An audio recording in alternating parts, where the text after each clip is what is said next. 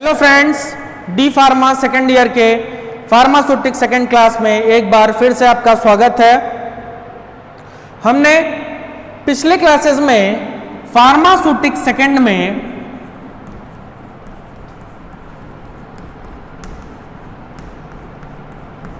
जो जो सिलेबस थे उनके बारे में एक एक करके डिस्कस किया था। आज हम जो हमारे सिलेबस का पहला टॉपिक था वो था प्रिस्क्रिप्शन।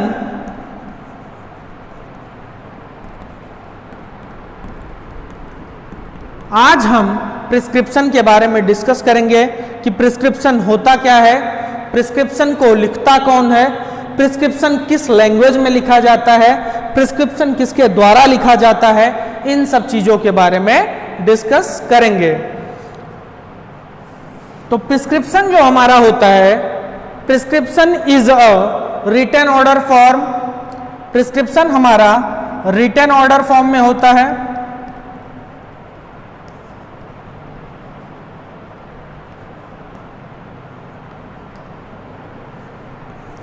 प्रिस्क्रिप्शन को हमेशा आरएमपी के द्वारा लिखा जाता है।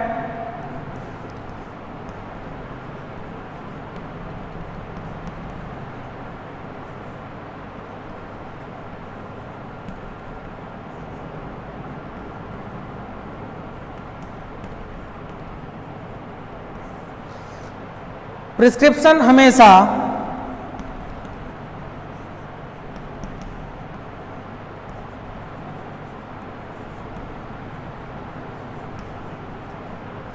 Prescription is a written order form written as RMP registered medical practitioner. अब ये रजिस्टर्ड मेडिकल प्रैक्टिशनर कौन होते हैं? जैसे हमारे एमबीबीएस, वेटनेरियन, डेंटिस्ट, ये हमारे आरएमपी होते हैं। आरएमपी को ही अथॉरिटी होती है कि वो प्रिस्क्रिप्शन को लिख सकते हैं। ठीक है, प्रिस्क्रिप्शन हमारा इंग्लिश लैंग्वेज में ही लिखा जाता है।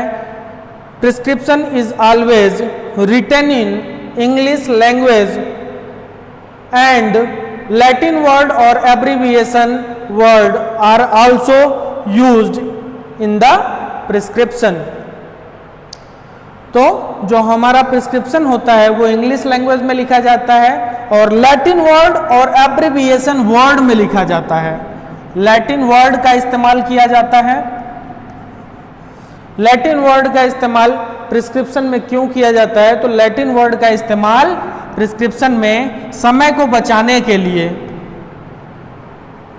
समय को बचाने के लिए प्रिस्क्रिप्शन में लैटिन वर्ड का इस्तेमाल किया जाता है। एक्चुअली वहाँ के जो आरएमपी होते हैं और जो फार्मासिस्ट होते हैं वो फैमिलियर होते हैं, तो उनके लिखे हुए लैटिन वर्ड फार्मासिस्ट आसानी से समझ जाता है। इसलिए समय को बचाने के लिए जो हमारे आरएमपी होते हैं वो लैटिन वर्ड का इस्तेमाल करते हैं। तो क्लियर हो गया, ये हमारे प्रिस्क्रिप्शन होते हैं।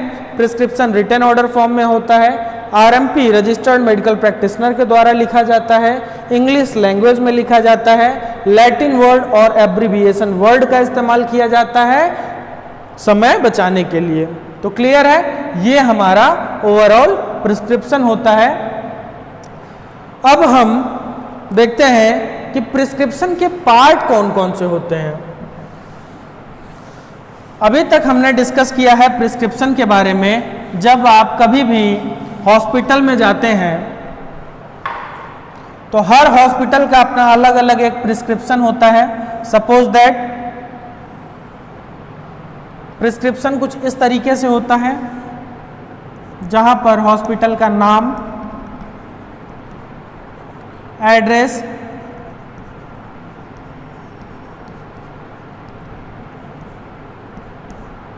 Phone number,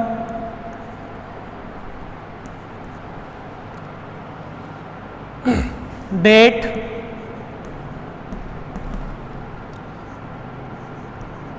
name of the patient, age of the patient and sex of the patient and address of the patient. यहाँ पर ऑप्शन दिया होता है कि जो पेशेंट आएगा उसका नाम क्या होगा, उसको फिल करना है, एज क्या है, सेक्स क्या है, और एड्रेस को फिल करने के लिए।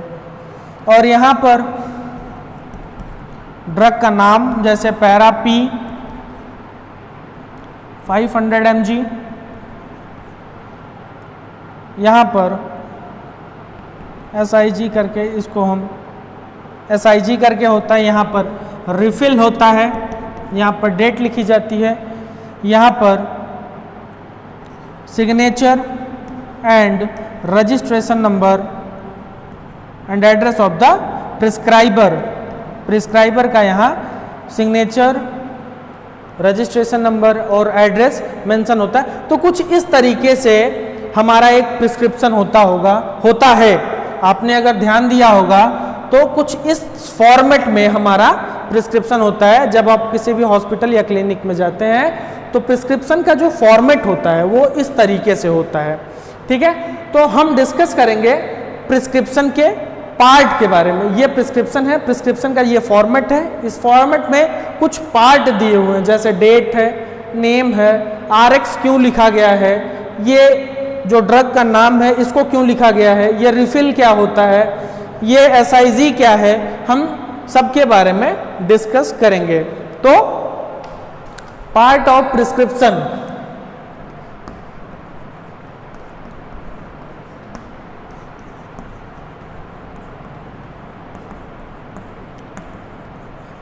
हमने बताया ये प्रिस्क्रिप्शन का एक फॉर्मेट है। प्रिस्क्रिप्शन इसी तरीके से होता है। अब हम प्रिस्क्रिप्शन के पार्ट के बारे में बात करेंगे। प्रिस्क्रिप्शन का जो फॉर्मेट होता है वो टिपिकल फॉर्मेट में इस्तेमाल किया जाता है। टिपिकल फॉर्मेट का यूज किया जाता है प्रिस्क्रिप्शन में, और उसके डिफरेंट डिफरेंट पार्ट हैं। तो प्रिस्क्रिप्शन का जो पहला पार्ट है वो है डेट। हमने यहां पर मेंशन किया है डेट।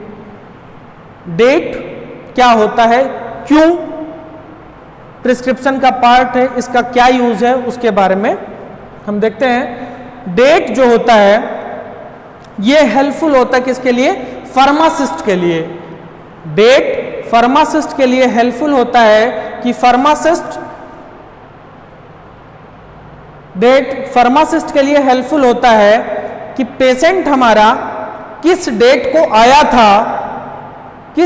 को आया था और दोबारा वो किस डेट को प्रेजेंट हुआ है, उस चीज को देखने के लिए यहाँ पर डेट का इस्तेमाल किया जाता है। डेट का इस्तेमाल इसलिए भी करते हैं, सपोज दैट कोई भी पेशेंट है वो नारकोटिक्स, उस पेशेंट को नारकोटिक्स ड्रग्स दी जा रही है, तो कहीं वो नारकोटिक ड्रग्स का मिसयूज तो नहीं कर रहा है। उस ड्रग के मिसयूज से बचने के लिए भी डेट का इस्तेमाल करते हैं। एग्जाम्पल के तौर पे, जैसे कोई पेशेंट 12/8 को आता है हॉस्पिटल में,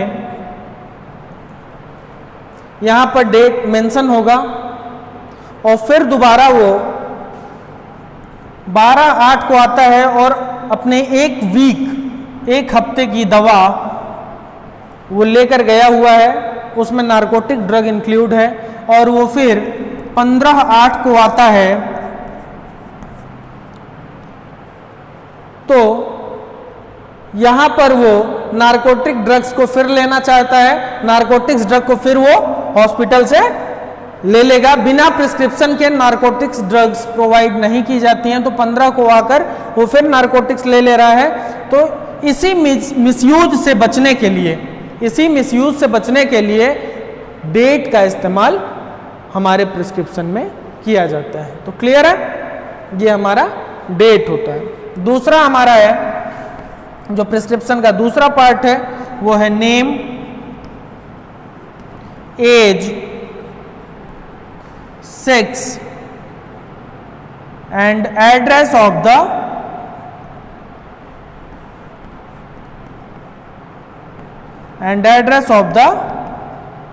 पेशेंट। सपोज दैट जो हमारा ये प्रिस्क्रिप्शन का एक फॉर्मेट है, उसमें name, age, sex and address of the patient का ऑप्शन है। यहां पर पेशेंट के नाम, उम्र, सेक्स मेल है या फीमेल, एड्रेस उसका क्या है, उसके बारे में पूरी डिटेल को यहाँ मेंशन किया जाता है। ऐसा इसलिए किया जाता है, किसी भी पेशेंट की हिस्ट्री को रखने के लिए ये पूरी चीजें रखनी होती हैं, नाम भी रखना होता है, उम्र भी, सेक्स भी और एड्रेस उस पेशेंट का, इसलिए प्रिस्क्रिप्शन के फॉर्मेट में इसका इस्तेमाल किया जाता है। क्लियर है? अब हमारा जो तीसरा पॉइंट है वो है सुपर स्क्रिप्शन। सुपरस्क्रिप्शन क्या होता है? यहां पर ये जो टर्म RX है इसी को हम सुपरस्क्रिप्शन कहते हैं। RX को हम सुपरस्क्रिप्शन कहते हैं। ठीक है? RX का इस्तेमाल क्यों किया जाता है अब देखते हैं। RX वो टर्म होता है जो प्रिस्क्राइबर प्रिस्क्रिप्शन को लिखने से पहले RX लिखता है। क्यों लिखता है? तो RX का मतलब होता है, RX का मतलब एब्रिविएशन वर्ड में होता है यू टेक, जिसको हम टेक दाऊ भी कहते हैं। RX is an abbreviation word. The meaning receive you take thou. ठीक है? RX क्यों लिखा जाता होगा, इसके पीछे क्या रीजन था? तो RX जो होता था इन एंशिएंट एज, पुराने समय में जो लोगों की मान्यता होती थी कि गॉड से प्रे किया जा रहा है, भगवान से प्रे किया जा रहा है कि जो पेशेंट है वो जल्द से जल्द रिकवर हो, इसके लिए RX का इस्तेमाल किया जाता है। RX का मतलब होता है यू टेक दाऊ। क्लियर है? तो इसी को हम सुपरस्क्रिप्शन कहते हैं। अब जो हमारा फोर्थ पार्ट है प्रिस्क्रिप्शन का वो है इंस्क्रिप्शन। फोर्थ पार्ट हमारा है वो है इंस्क्रिप्शन।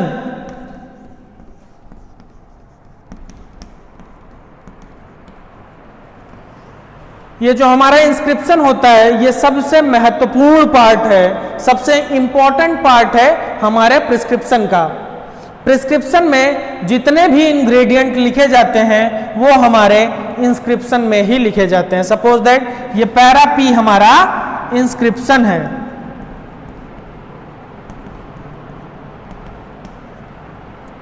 और इंस्क्रिप्शन जो होता है ये मेन पार्ट होता है हमारे प्रिस्क्रिप्शन का। इंस्क्रिप्शन में जो इंग्रेडिएंट होते हैं वो प्रिस्क्राइबर के द्वारा लिखे जाते हैं। उनका जो लिखने का फॉर्मेट होता है उसमें वो इंग्रेडिएंट के साथ साथ उसकी क्वांटिटी को भी मेंशन करते हैं। Suppose that paracetamol 500 mg। जो प्रिस्क्राइबर होते हैं वो ड्रग लिखने के साथ साथ ड्रग और उसकी क्वांटिटी को एक ही लाइन में लिखते हैं। ड्रग और उसकी क्वांटिटी को एक साथ लिखते हैं। क्लियर है? तो ये हमारा इंस्क्रिप्शन होता है। इंस्क्रिप्शन में इंग्रेडिएंट के नाम लिखे जाते हैं। क्लियर है? तो इसे हम इंस्क्रिप्शन कहते हैं। पहले के समय में ऐसा होता था कि जो हमारे मेडिकामेंट होते थे उनको पहले जो हमारे फार्मासिस्ट होते थे वो कंपाउंड करते थे, देन डिस्पेंस करते थे। तो वहां पर डॉक्टर जो होता था इंग्रेडिएंट लिखता था, उसके आगे क्वांटिटी लिखता था और वो फार्मासिस्ट उसको अच्छे से कंपाउंड करने के बाद देन डिस्पेंस करता था। तो उस प्रोसेस में यहाँ पर बेस भी दिया होता था। जब कंपाउंड करना होगा उसके बाद डिस्पेंस करना होगा तो उसमें बेस, एडजुवेंट एंड वेहिकल्स का इस्तेमाल किया जाता है।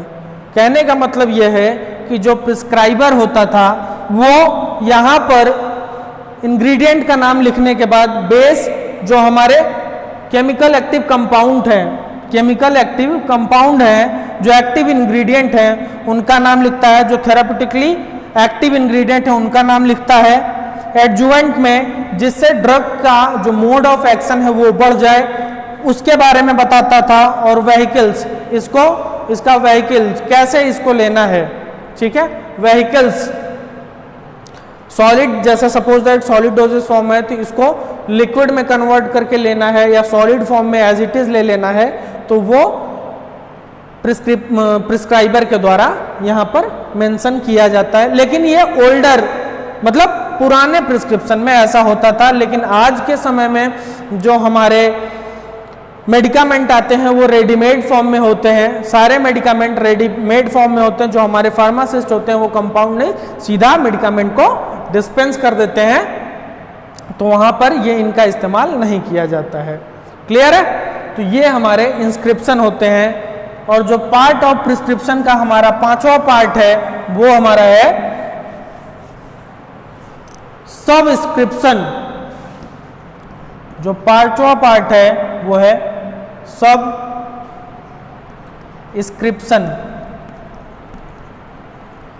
सबस्क्रिप्शन वो होता है जिसमें यहां पर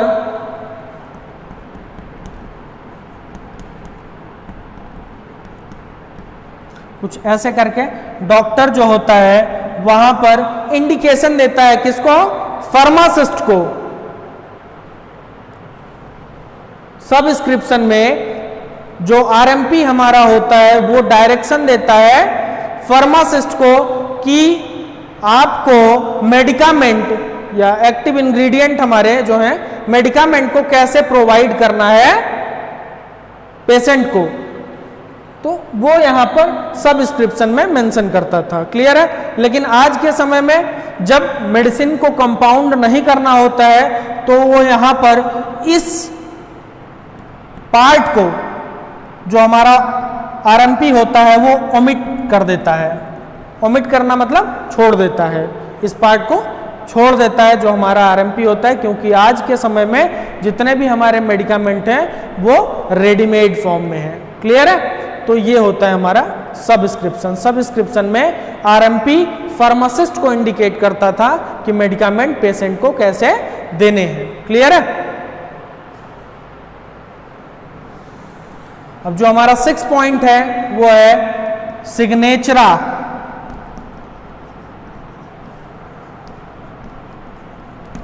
सिग्नेचरा को SIG के नाम से सिग्नेचरा को SIG के नाम से मेंशन कर देते हैं।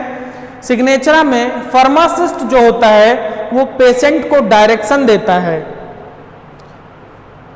सिग्नेचरा में जो फार्मासिस्ट होता है वो पेशेंट को डायरेक्शन देता है कि आपको जो ड्रग है वो कैसे लेनी है, उसका mode of application, suppose that oral form में लेनी है या आपको IV के फॉर्म में लेनी है, IM के फॉर्म में लेनी है, इनहेलेशन के फॉर्म में लेनी है, वो फार्मासिस्ट इंडिकेट करता है किसको? पेशेंट को।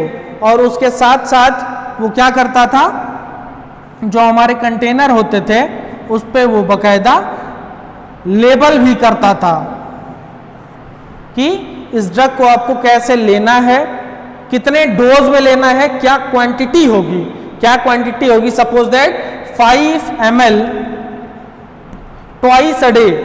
तो ये यहां पर इंडिकेशन होता था, लेकिन यहां पर भी वो अपने पेशेंट, जो फार्मासिस्ट होता है वो पेशेंट को उसके कंटेनर के ऊपर लेबल करके देन डिस्पेंस करता है। क्लियर है? तो इसे हम कहते हैं सिग्नेचरा।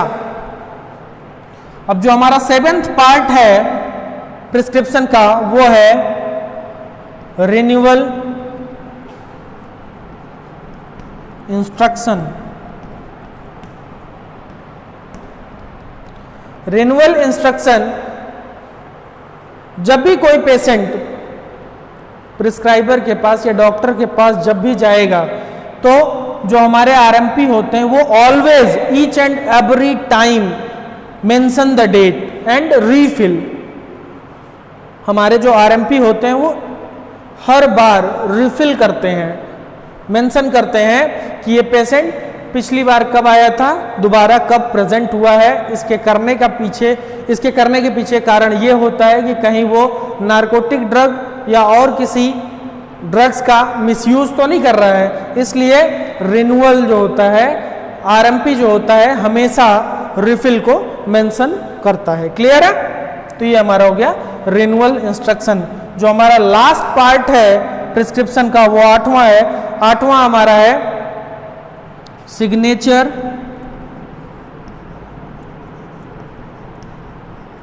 Registration number and address of the prescriber.